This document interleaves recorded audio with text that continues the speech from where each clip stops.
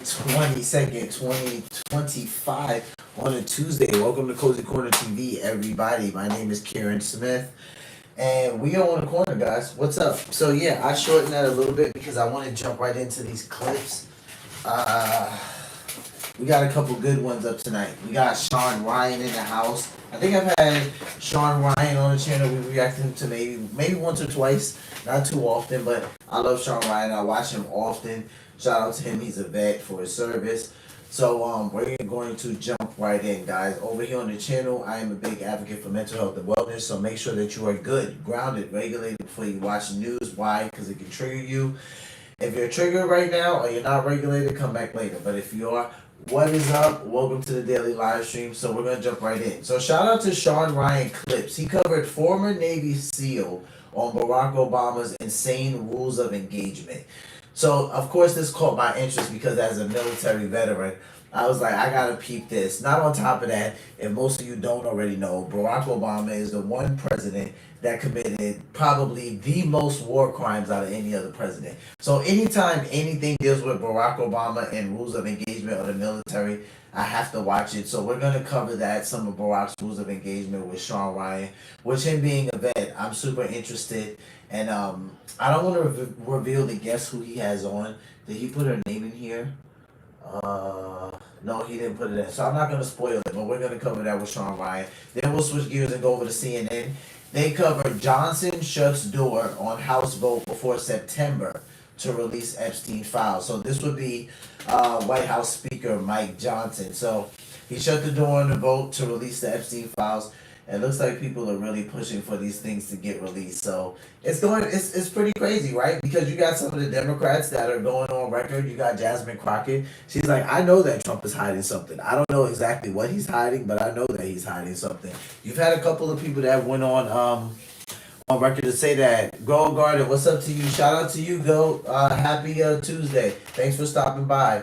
So we're going to cover that with CNN. Then we'll switch gears and we're actually going to go over to the Daily Signal with Victor Davis Hanson. We react to Victor often here on the channel. He covered Obama faked Trump-Russia narrative and almost got away with it. So Victor Davis Hanson covered that. He usually has a great take on things, so we'll look at that. Then we'll end the live stream with a Christian clip from Cliff Buell. Tonight's title is, Would You Accept Islam if Donald Trump did? That's hilarious. So we're going to take a look at that. All right, guys, we're going to jump over to the first clip here with Shawn Ryan. Again, shout out to him. Former Navy SEAL on Barack Obama's insane rules of engagement. Let's listen. The ROE suddenly changed to basically an enemy combatant to if you're shot at and the enemy drops his weapon, then you're not allowed to fire. Obama gave that famous speech about red lines and Assad uses chemical weapons against his own people. I thought that came straight down from Obama. It might have come from Obama. He absolutely micromanaged every aspect of that war. The Taliban is actually getting its money from us. And they are making their money from us. Yeah, that's not surprising. That change to the ROE was meant that our people were taking more risks and in some cases getting killed because they couldn't respond to something unless all of these conditions were met. Mm-hmm. And I know a lot of people were I had nothing to do with that. A lot of people were very concerned about that, very angry, and felt it was the wrong thing to do. I don't know enough about combat to be I wouldn't presume to have an opinion, but I'm sympathetic to that point of view just because of what I saw. So I remember there was an email that came through to everyone in the McChrystal's team who saw his email saw this note, and it made its way around. I think it got leaked in the media somewhere where there was a soldier who was like, your ROE is a piece of shit, basically, and here's the 50 reasons why. This is terrible. We can't win like this. Do you remember what the ROE was? I think it was in country when this came out. I would have to look at it specifically, but I mean, I remember if I remember correctly, this is when there was going to be a major push in Marshall. Am I correct? Do you remember that? I do remember that. Lashkar Gah province was really hot at the time. And I remember, and it was right after the coast bombing at the CIA base. Yeah. And the ROE suddenly changed to basically you can kill an enemy combatant to if you're shot at and the enemy drops his weapon, then you're not allowed to fire. And that came out right before the Marines were going to do that big offensive push into Marja. I believe It's a it was ridiculous Marja. rule of engagement. And they said that that would be the second biggest offensive that the military had done since Fallujah. It's huge. I mean, detrimental. And not only that, I mean, demoralizing your troops. Was demoralizing. Demoralizing them. Like, we don't have your back. We don't care what happens. They drop that weapon, you can't shoot. So to have that going on, playing in your head, you know, if I take this shot, am I going to prison for the rest of my life? On top of all the other decisions that you have to make in combat, I mean, I was so pissed off about that. And I wasn't even in the military anymore. I was contracted for CIA, so it didn't really affect me. But man, I fell for those guys when that shit came out. I mean, I didn't truly understand until I read that email what it meant. And I also fell for them, and I didn't understand why.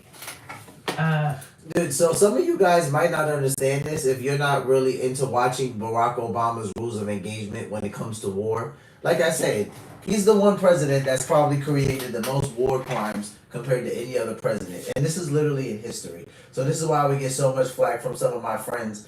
Some of my friends who was like fangirling for Obama, and I wouldn't do it. And I would tell them like, dude, there's something off with this guy. I would say it all of the time. What type of rules of engagement? What is this? Like, if the enemy shoots at you and he drops his weapon, you're not allowed to shoot back. Okay, well clearly Obama's never went to war. That's ridiculous. Hot at the time. And I remember, and it was right after the coast bombing at the CIA base. Yeah. And the ROE suddenly changed to basically you can kill an enemy combatant to if you're shot at and the enemy drops his weapon, then you're not allowed to fire. And that came out right before the Marines were going to do that big offensive push into Marja. I believe it was Marja. Yeah. And they said that that would be the second biggest offensive that the military had done since Fallujah.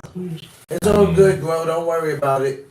Detrimental. And not only that, I mean, demoralizing your troops. Was demoralizing. Demoralizing them. Like, we don't have your back. We don't care what happens. They drop that weapon, you can't shoot. Crazy. So to have that going on, playing in your head, you know, if I take this shot, am I going to prison for the rest of my life? On top of all the other decisions that you have to make in combat, I mean, I was so pissed off about that. And I wasn't even in the military anymore. I was contracted for CIA, so it didn't really affect me. But man, I fell for those guys when that shit came out. Yeah, that was crazy. I mean, I didn't truly understand until I read that email what it meant. And I also fell for them, and I didn't understand why that feedback was received loud and clear. It was discussed, and it didn't change anything. They were going to proceed. But that didn't come from a Crystal and Flynn, correct? That ROE? I think it came from McChrystal. I thought that came straight down from Obama. It might have come from Obama. He absolutely micromanaged every aspect of that war. He did. He absolutely did. No, that's not shocking. Through the NSC, which grew to like an astronomical size because they were micromanaging everything. I mean, I was working in counterterrorism in the Pentagon before before I went back to Afghanistan. And so I started to understand, because I was like, part of my job was just like briefing all of my seniors every week about new things. And this was like at the height of, we were designating terrorists and we were targeting terrorists based on financial intelligence. And so there was, these weekly briefings to the joint staff and our political bosses. I was in the room for all those things, and I heard, and so I learned a lot about how the chain of command is supposed to work. And when Obama came in, they just added so many layers, and it was like commanders couldn't make decisions anymore. They had to ask permission from the White House, and it screwed up a lot of things. It made a lot of operations impossible, just ended them before they started, and just made them so much more dangerous as well, because I mean, like sometimes you're dealing with a fleeting target. You gotta take the opportunity when you have it. And there's just no appreciation for that. But I will say something that happened that might be interesting. So while I was there, during that tour, General McChrystal was at a certain point very interested. There had been a lot of rumors about someone named Ahmed Wali Karzai, who was the brother of President Karzai. Hi, my name is Matt, and today I'm here to tell you all about Replit in just 60 seconds. Replit is the fastest way to go from... And there were a lot of rumors, pretty factually based, that he was a narcotics trafficker and was involved in a lot of really bad things, and also tied to the Taliban. And so McChrystal set us on a deep dive, like the entire, like all of his kind of intel team. You guys go out into the wild and see who has what on AWK, and come back. I forget how much time we were given, like a month or something, and like let's everyone get together and let's figure out, like, is this guy, is he really bad? What are we gonna do about it? Let's do this deep dive. So there was nothing, like no smoking gun tying AWK to anything. But also, I will say, there was so much circumstantial evidence that it was obvious that he was all of those things. But because the ceiling, like, you had to meet an impossible level of certainty that we weren't able to meet. We weren't able, like, no, he never got up on a call and said, I'm gonna traffic some drugs today. Hello, my Taliban friends. Like that, yeah. I mean, that never happened. And he did, I mean, all of his activities were through lieutenants and sub-commanders and stuff. So so I remember a huge effort to get everything together, and then it just like, and he was assassinated shortly after that. So the problem went away anyway, but that was at the time really disappointing, because I'm like, it's obvious this is a super bad dude and it's a problem for the United States. And he might have also been working with us in some way, I don't know. But the other... Who assassinated him? One of his rivals, I guess. Do you think it was us? I have no information that it was us. Yeah, I don't know. I don't know. But I think that, well, yeah, I have no information on that one way or the other, but I know it solved a problem. With respect to, you mentioned Marja, so one of the other things that I remember from that deployment was another kind of directive that came down from McChrystal, where he wanted a deep dive on Taliban finance, and he said, look, there are all these rumors that people have been saying for years, Gulf, like they're getting all their money from the Gulf, and there's a whole, there's a whole, a whole rabbit hole that we could dive down in that, but it's interesting to like 10 people. But like, he wanted a deep dive on Taliban finance. He's like, is their money still really coming from the Gulf, or are there other sources of? How would it be coming? How's it coming from the Gulf?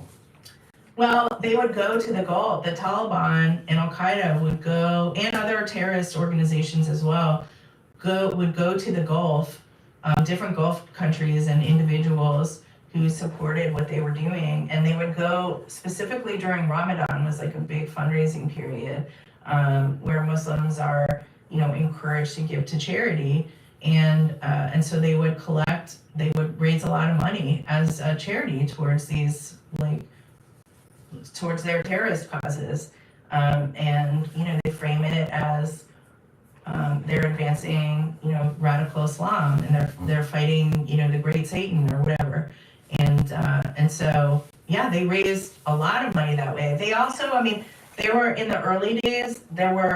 These were groups that were later designated by the Treasury Department, the State Department, but they were like humanitarian. They were masquerading as humanitarian, like Islamic relief or stuff like that, but that they were terrorist fronts, and they were raising money through those avenues, and they raised a lot of money, and it also became a political hot potato because the U.S. government's designating Islamic relief like, oh, are you Islamophobic? Like, no, I'm terroristophobic. But that's Yeah, no kidding. there was enough political will for a period of time to do that, and then it went away. But fast forward, so as JSOC commander, obviously McChrystal was focused elsewhere, but I'm sure like he had enough information to know. This is a brand new 2025 air conditioning system that we just finished installing here at customer's house. That when he was JSOC, as JSOC commander, obviously McChrystal was focused elsewhere, but I'm sure like he had enough information to know that when he was JSOC commander, a lot of these funds were coming in that way. So he wanted to know, like, here I am, commander at ISAF, how is the Taliban today making its money?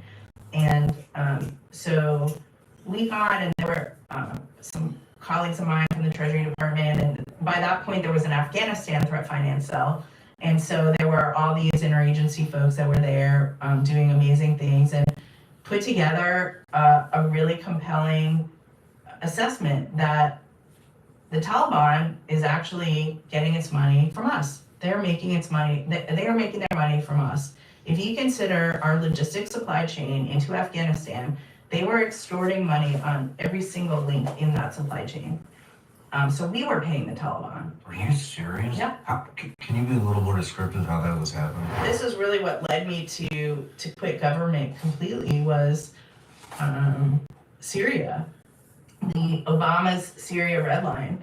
So first after all my experiences, Iraq, Afghanistan, I was pretty disgusted by everything, but I still wanted to serve, and I loved what I was doing, like on a micro level. I loved the people I got to work with. I thought we were working on important things.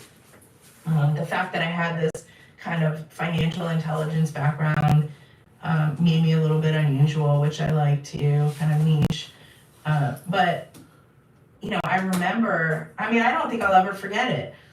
Obama gave that famous speech about red lines and Assad if Assad uses chemical weapons against his own people, like that's a red line, and we will act. So I think it was on a Friday when Assad, for the first time, used chemical weapons against the Syrian people. He did it many, many times after, but the first was, I think, on a Friday, because we all showed up to work on Saturday. Like no one said, come in, but we just showed up because that's, you know how it is. That's like what you do. Okay, it's gonna kick off. We'll just be here to be helpful. And we sat there for hours, and finally one of the bosses came out of his office and was like, y'all should just go home. nothing's gonna happen. And I really had a crisis at that time, and just realized I was like nearing 40, and I just thought, what am I doing with my life? No matter where you're watching Shawn Ryan Show from, if you get anything out of this, please like, comment, subscribe, and most importantly, Yeah, working around those type of people, and you got those type of messed up rules of engagement, and then you got people not knowing exactly what they're doing. You could start to feel like that. What am I doing with my life, even though I love this career? I mean, shout out to Shawn Ryan for having this interview and this having this lady on that had the extreme level of transparency. I appreciate it. You know, he usually is very transparent in his interviews. Like I said, if you guys get a chance, go watch Shawn Ryan's channel. I watch him often. I think he covers things great. He does great in his long-standing podcast. But just look at how those rules of engagement just changed under Obama. It's a floodgate, you know? A lot of things are going to start to come out because those files were released.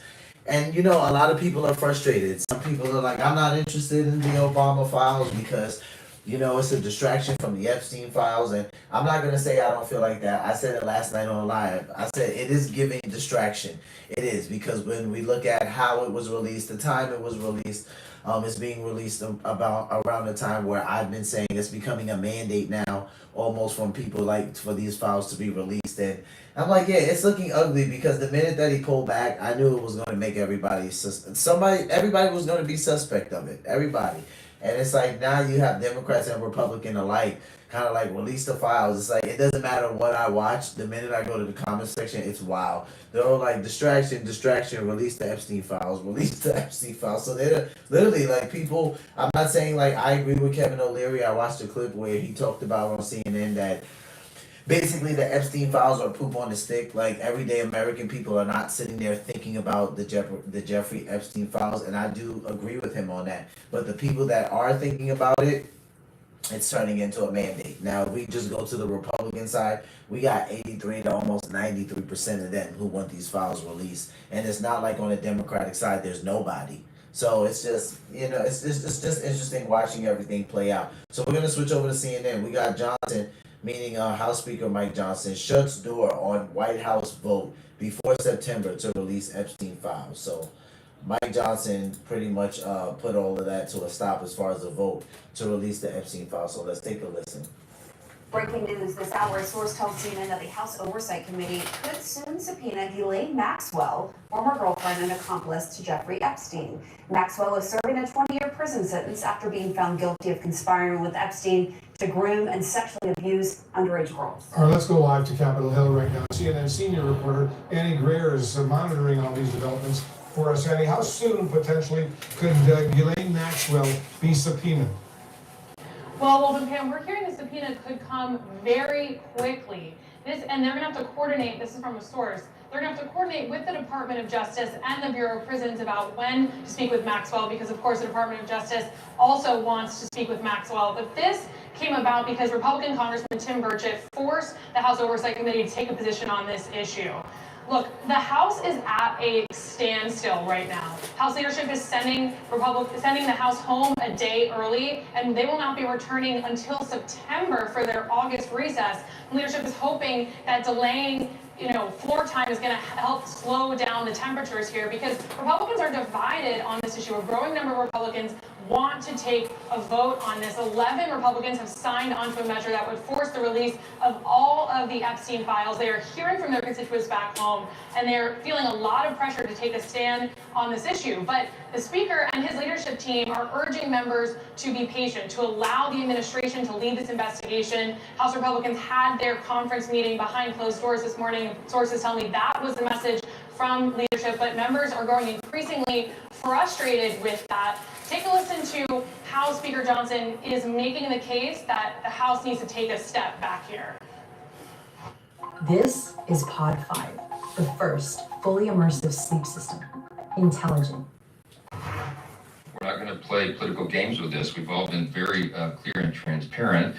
The House Rules Resolution sets a good standard and requires all credible evidence to be released, and that's exactly where the White House is. There's no, as I've said many times over the last, there's no daylight between the White House and the House. You have to allow the legislation to ripen, and you also have to allow the administration the space to do what it is doing. The president has said clearly, and he has now ordered his DOJ to do what it is we've all needed DOJ to do for years now, and that is to get everything released. So they're in the process of that. There's no purpose for Congress to push an administration to do something that they're already doing.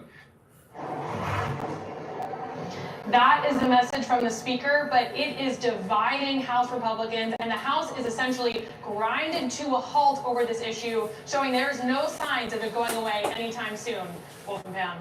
All right, Andy Greer on Capitol Hill, thank you for that update. Okay, so this is now essentially shut down the House of Representatives. It's amazing how much this controversy has totally consumed the House GOP. The Speaker is essentially sending home members a day early for their month-plus-long August recess because he is paralyzed. They cannot move on legislation because there are too many members demanding action on Epstein, and they can't figure out how to get out of the jail. Yeah, and I think that some of these House Republicans can add contortionists to the resumes because the way that they've been trying to avoid crossing President Trump on this has been pretty astounding. If you look at Andy Biggs, last year he went on Benny Johnson's podcast show and he was saying the DC criminal cartel is hiding this. Why isn't Congress subpoenaing for information?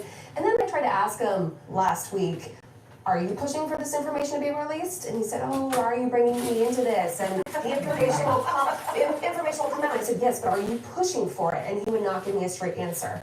So there are definitely some really uncomfortable House Republicans, and this seemed like a maneuver by leadership to shield them, which they have been trying to do for the past weeks as this controversy becomes more and more uncomfortable. Yeah, because there's several things that are happening. There was a non-binding resolution that Johnson agreed to come forward last week, and then he said that resolution calling for the release of the Epstein files would not get a vote before the August recess. I asked him about that yesterday. And then there's a binding measure to try to force a vote on the House floor by Congressman Thomas Massey of Kentucky. He needs to get all the majority of the House to sign on to it to force a vote. But by recessing the House early, it essentially prevents that official effort from going forward. At least we'll delay that vote until September at the earliest. And then you have the House Oversight Committee now signaling it will subpoena Ghislaine Maxwell amid pressure from Republican members. Tim Burchett of the Congressman from Tennessee leading that charge. The question is going to be whether or not what Trump is doing, what Trump is saying is enough to satisfy folks in the GOP, both conservatives and more moderate members. It's a question that I asked a number of them over the last day.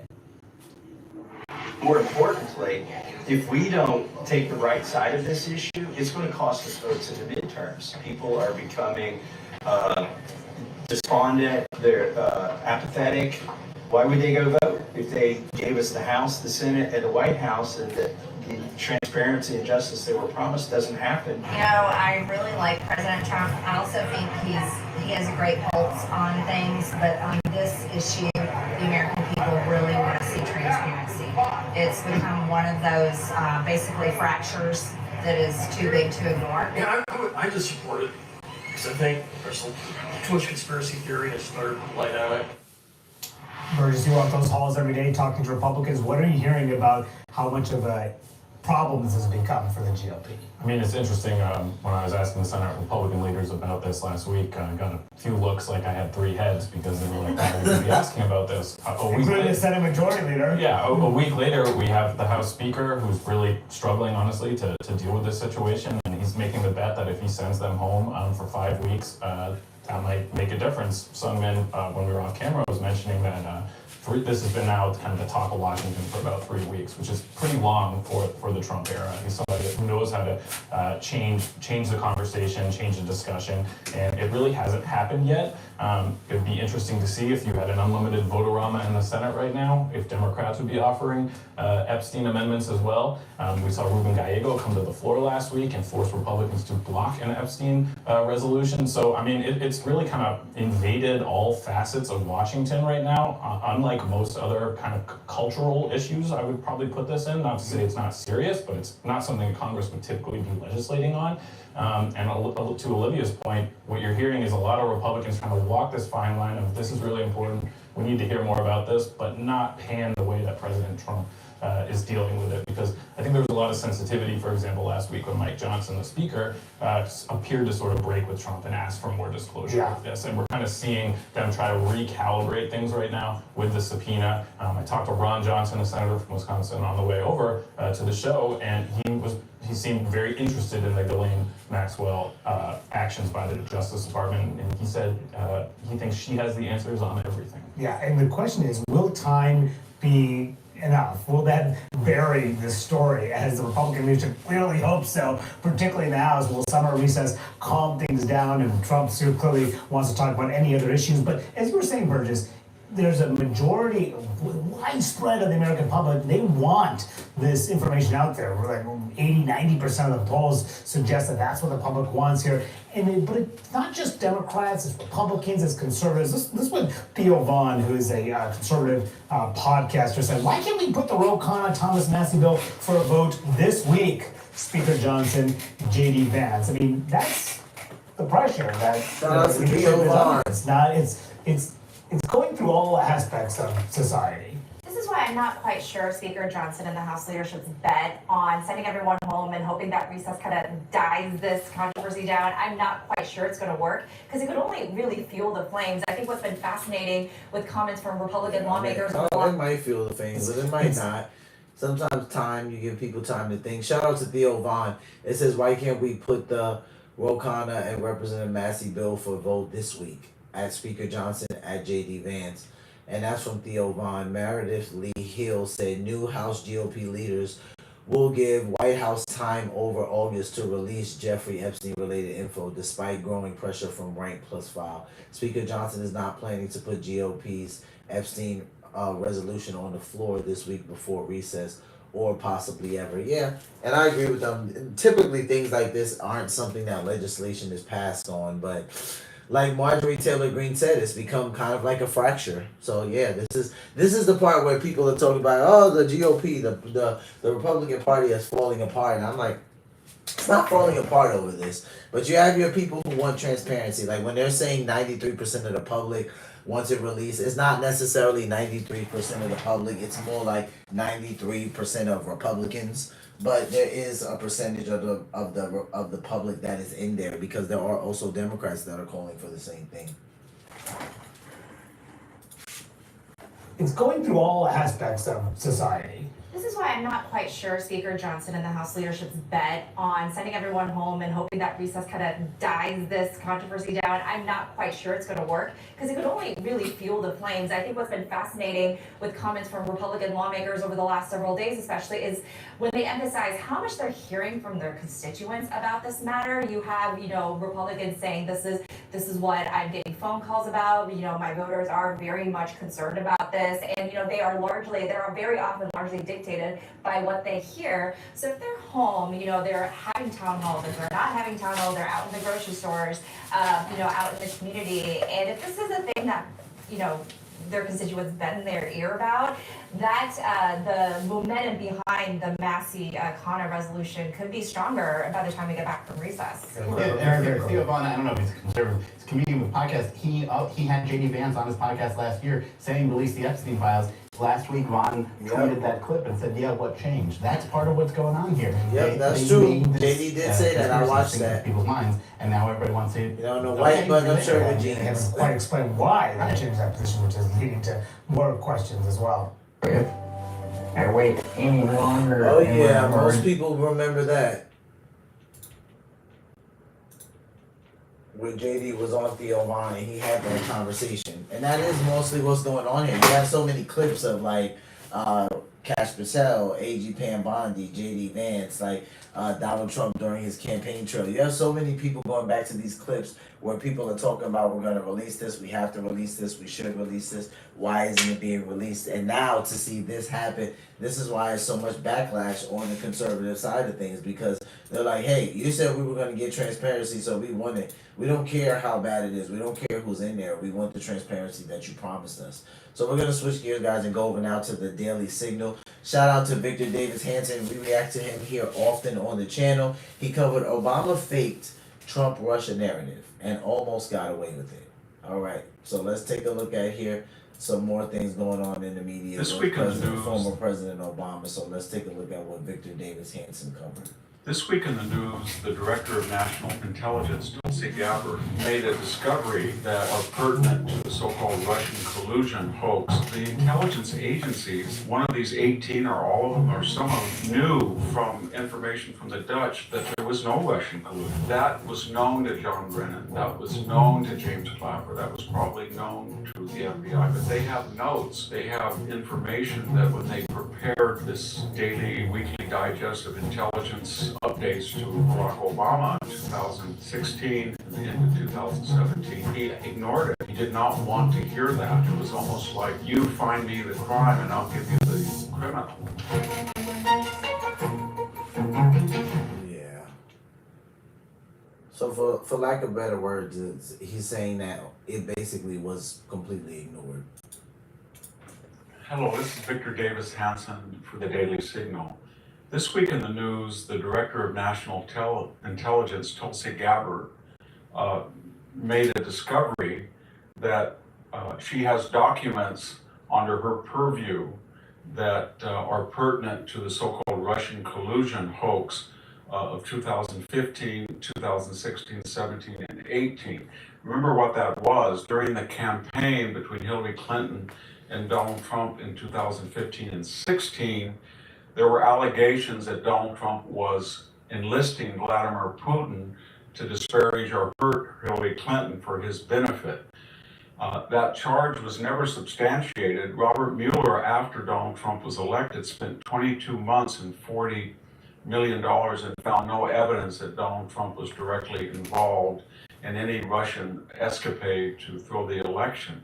But here's the two new sources of discovery. The first is that apparently the Dutch intelligence had tapped into Russian intelligence unknowingly to the Russians, and they were concerned that they were being accused of colluding with Donald Trump by the Hillary Clinton campaign, and yet they had intelligence that Hillary Clinton had actually hired, and we know now that that was true, through the paywalls of the DNC, the Perkins Coie law firm, the Fusion GPS political operation, to give money to Christopher Steele for this so-called Steele dossier that was proven to be fraudulent and the source of this entire hoax. So here's the point. That had been completely proven false, both by the Mueller investigation, saw that no credible, but the intelligence agencies, one of these 18 or all of them or some of them, knew from information from the Dutch that there was no validity. But here's the second thing. Apparently, John Brennan and James Clapper, may or not James Comey, the head of the FBI, also knew from their own intelligence teams when they were trying to act on this information and prepare it for digestion by Barack Obama, the lame duck president who was on his way out. They said, wow, all of the people who are investigating this Russian collusion, it's pretty clear there was no Russian collusion. They may have wanted to tamper in or troll or get on the websites like the Chinese have done, but there was no evidence, according to our subordinates, our intelligence chiefs of these subdivisions, and Tulsi Gabbard, remember, oversees some of these well beyond the FBI or the CIA. There's no evidence that our team can find any evidence. Now, what's Tulsi Gabbard upset about? That was known to John Brennan, that was known to James Clapper, that was probably known to the FBI, but they have notes, they have information that when they prepared this daily, weekly digest of intelligence updates to lame duck Barack Obama in 2016 and into 2017, he ignored it. Yeah. He did not want to hear that. He wanted more information pertaining to Donald Trump and the Russians colluding. It was almost like, you find me the crime and I'll give you the criminal. And so what did Brennan and Clapper allegedly do? They reversed the opinion of their own intelligence subordinates, and they crafted or fabricated after the election. Remember that, after the November 2016 election, and then, according to the wishes of Barack Obama, they created an intelligence falsehood, a false narrative, a fake narrative that Donald Trump, now the president-elect, soon to elect office, had been colluding with the Russians. And we know what happened after that. They destroyed the career of Michael Flynn. We got these false charges that Trump was Putin's asset or puppet. Jeff Sessions foolishly but tragically appointed Robert Mueller, who was an intimate of James Comey and many of the intelligence chief, his team, the all-stars. Former director of FBI, James They were Comey. pretty partisan. Remember Andrew Weissman and all that mess. That went on for 22 months, $40 million.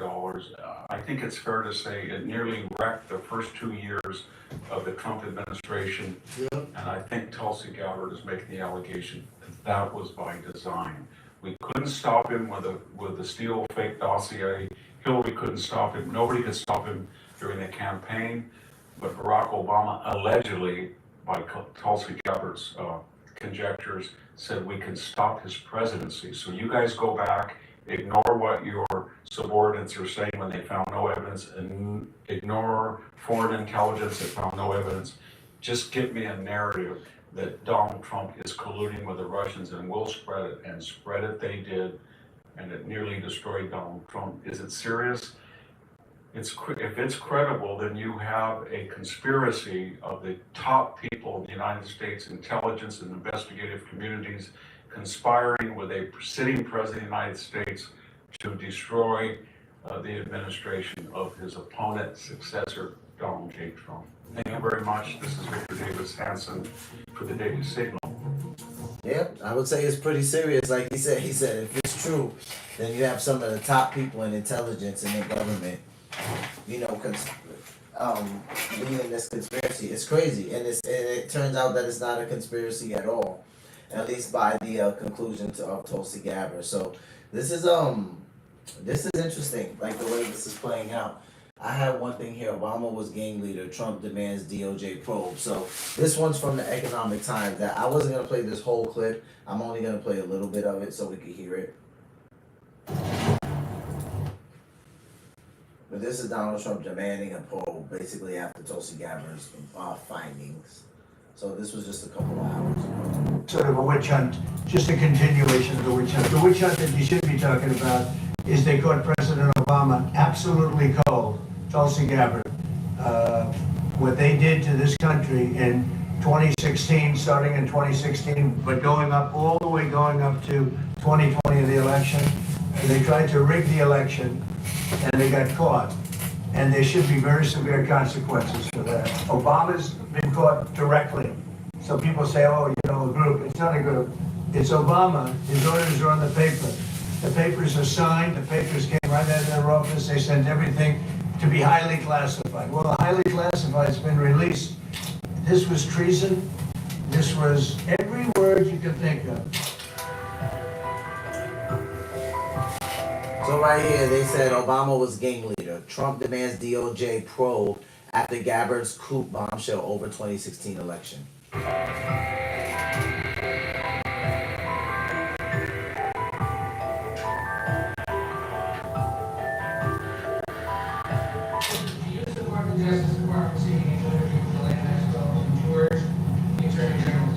I don't know anything about it. They're going to what? Meet her? Your deputy attorney general has reached out to the Delaney Maxwell's attorney asking for new. Yeah, I don't know about it, but I think it's something that sounds appropriate to do, yeah. Do you have any concern that your deputy attorney general is your former attorney will be conducting the interview given? No, I have no concern. He's a very talented person. He's very smart. I didn't know that they were going to do it. I don't really follow that too much. It's sort of a witch hunt. Just a continuation of the witch hunt. The witch hunt that you should be talking about is they caught President Obama absolutely cold, Tulsi Gabbard. What they did to this country in 2016, starting in 2016, but going up all the way going up to 2020 of the election. They tried to rig the election and they got caught. and there should be very severe consequences for that. You know, when we called Hillary Clinton, I said, you know what? Let's not go too far here. It's the ex-wife of a president, and I thought it was sort of terrible. And I let her off the hook, and I'm very happy I did. But it's time to start, after what they did to me, and whether it's right or wrong, it's time to go after people. Obama's been caught directly. So people say, oh, you know, a group. It's not a group. It's Obama. His orders are on the paper. The papers are signed. The papers came right out of their office. They sent everything to be highly classified. Well, the highly classified has been released. And what they did in 2016 and in 2020 is very criminal. It's criminal at the highest level. So that's really the things you should be talking about. I know nothing about the other, but I think it's appropriate that they do go. May I ask you about that, Mr. President? Tulsi Gabbard has submitted a criminal referral to the Department of Justice. From your perspective, who should the DOJ target as part of their investigation? What specific figures in the Obama administration? Well, based on what I read, and I read pretty much what you read, it would be President Obama. He started it. And Biden was there with him, and Comey was there, and Clapper, the whole group was there. Brennan, they were all there in a room, right here. This was the room. This is much more beautiful than it was then, but that's okay. I have nice pictures up. They came out of the vaults. They were there for 100 years. This is much more beautiful. We have the Declaration of Independence now in the room, which wasn't here. I guess people didn't feel too good about putting it here, but I do. But you know what? If you look at those papers, they have them stone cold, and it was President Obama. It wasn't lots of people all over the place. It was them too. But the leader of the gang was President Obama, Barack Hussein Obama. Have you heard of him? And except for the fact that he gets shielded by the press for his entire life, that's the one they look. He's guilty. It's not a question. You know, I like to say. Let's give it time. It's there. He's guilty. This was treason. This was every word you could think of. They tried to steal the election. They tried to obfuscate the election. They did things that nobody's ever even imagined, even in other countries. You've seen some pretty rough countries. This man has seen some pretty rough countries, but you've never seen anything like it. And we have all of the documents. And from what Tulsi told me, she's got thousands of additional documents coming. So President Obama, it was his concept, his idea, but he also got it from crooked Hillary Clinton. Crooked is a $3 bill. Hillary Clinton and her group, the Democrats, spent $12 million to Christopher Steele to write up a report that was a total fake report. It took 2 years to figure that out, but it came out that it was a total fake report. It was made up fiction. And they used that. Now, the one thing they weren't able to do was to get, probably the only thing I respect about the press in years is the press refused to write it before the election. They refused to put it in. The Steele report was a disaster. All lies, all fabrication, all admitted, and admitted fraud. She paid $12 million and the Democrats for that report to a wise guy named Christopher Steele. He wrote a phony report, and they wanted to get that report in before the election. And I'll tell you what, I talk about all the time, the fake news, how bad it is, but in this case, they wouldn't do it. They saw it, they read it, and they said, we don't believe it. And it was only after, substantially, like a month and a half after the election, that it got printed, and it was a big wisp. It was just like a bang of nothing, because the election had ended. If that report had gotten published by the New York Times or somebody, and I respect the Times for maybe only this, because they're crooked as you can be. They're a terrible paper, a crooked, corrupt paper. As you could be. But for this one moment, they said, this is bullshit, we can't put this in. And neither could any other paper. Wall Street Journal's a lousy paper, very, very dishonest paper. As you see, I'm suing them for a lot of money because they do things very badly. It's got a nice name, but it's really, in my opinion, it's a terrible paper. And it can be corrupt. But just so you know, they didn't take the Steele report. was the dossier. Remember the famous dossier? I call it the fake news dossier. The news wouldn't publish it. And I'm amazed. They had 2.5 months. It was finished. 2.5 months. That was supposed to be what was going to happen. And it got published a couple of months after the election. And frankly, nobody cared too much about it. But that was a big thing. No, we caught Hillary Clinton. We caught Barack Hussein Obama. They're the ones. And then you have many, many people under them. Susan Rice. They're all there. The names are all there. And I guess they figured they're going to put this in classified information and nobody will ever see it again, but it doesn't work that way. And it's the most unbelievable thing I think I've ever read. So you ought to take a look at that. Should be the same thing for the Epstein files. And stop talking about nonsense, because this is big stuff. Never has a thing like this happened in the history of our country. And by the way, it morphed into the 2020 race. And the 2020 race was rigged, and it was a rigged election. And because it was rigged, we have millions of people in our country. We had inflation. We solved the inflation problem.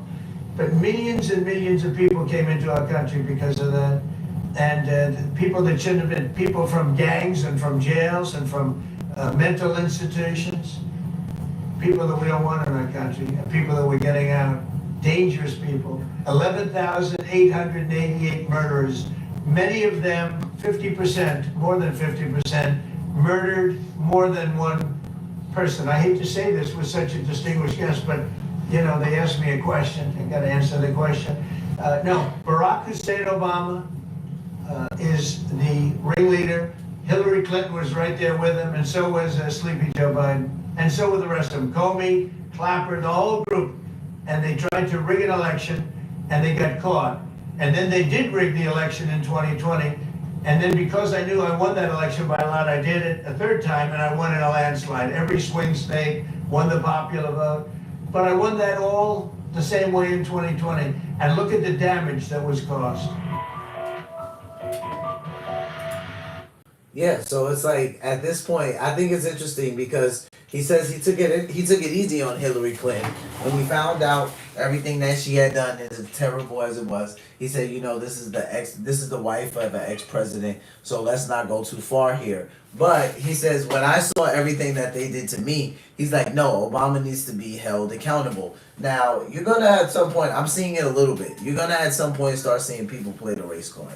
It's gonna happen. But at the end of the day, this is why when I had so many of my friends and family fangirling over Obama, and I would constantly tell them, like, dude, something's not right about this guy. Like, I'm not saying I don't like him. I'm not saying I hate him, but I'm just saying something's a little bit off, right? And then I would learn about all the war crimes and so on and so forth. So, unfortunately, this is not that surprising to me, but I am very interested to see how this is going to play out, because when we saw everything they did to Trump, everyone pretty much, especially on the conservative side, raised hell about this, because they're like, a president of the United States, even if he is a former president, they do not deserve this type of treatment. They should not be facing this level and this type of prosecution. So I don't know if this is actually going to happen to Obama, or if because of what did happen to Trump when he was out of office, if they're going to take the same route. We would just have to follow it and find out, and that we will. All right, guys, so we're at the last clip of the live stream.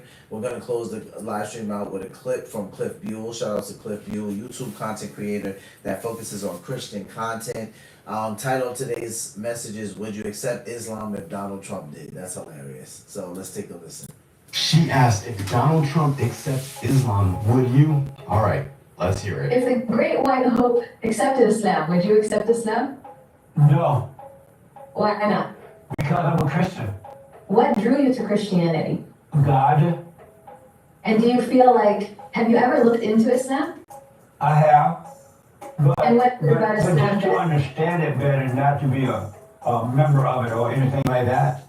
And the thing that I don't trust about Islam is that, and maybe they've changed it now, that you are taught to lie and deceive the Christians and the Jews, and that the Islam people see us as infidels, and the whole mission is to destroy the infidels. And I know that the Muslims want to conquer the world. Yeah. No one will shy away from that. Why do you want to conquer the world? That's dope. And he asked, why do you want to conquer the world? So yeah, I think it's interesting. She calls him the Great White Hope, and she says if the Great White Hope accepted Islam, would you? You know, he says no because I'm a Christian. You know, and she asks him who drew you to Christianity, and he says God. You know, so I think it's dope that he was so honest at saying like the one thing that troubles me about Islam is that you guys are taught to lie to the Christians and to the Jews to deceive people, and Islam wants to take over the world.